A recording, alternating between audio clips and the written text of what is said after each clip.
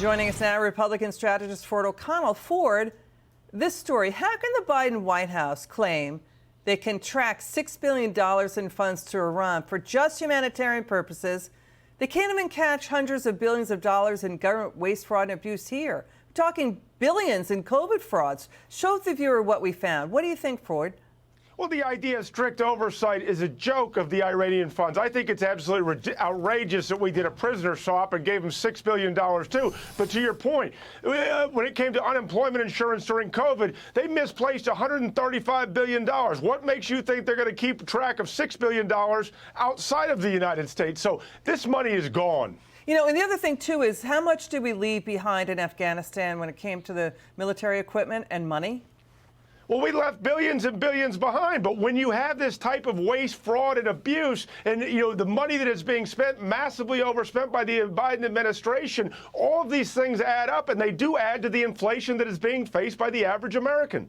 All right, let's watch this. Let's watch John Kirby. He's the NSC spokesman. He's going to claim that somehow this $6 billion given to this terror state will be put in some kind of Al Gore-style lockbox just for humanitarian purposes. And when Iranians show up with their hallway pass, somehow they're going to make sure it goes to hospitals or whatever. Watch this.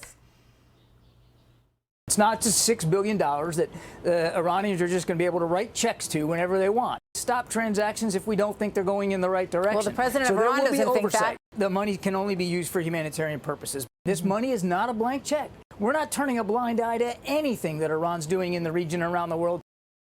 You know what? This is the same fellow who turned a blind eye to what Biden's botched exit out of Afghanistan, saying it was not chaotic. That's the same official who claimed that. That's the same official who has been accused of gaslighting the American people constantly from the Biden White House press office.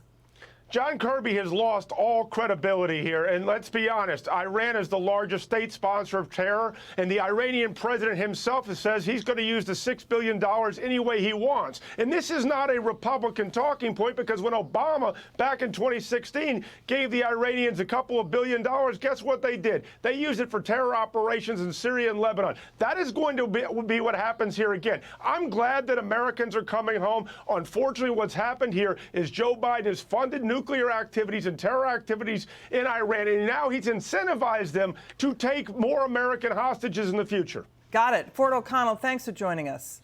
It's good to have you on the show.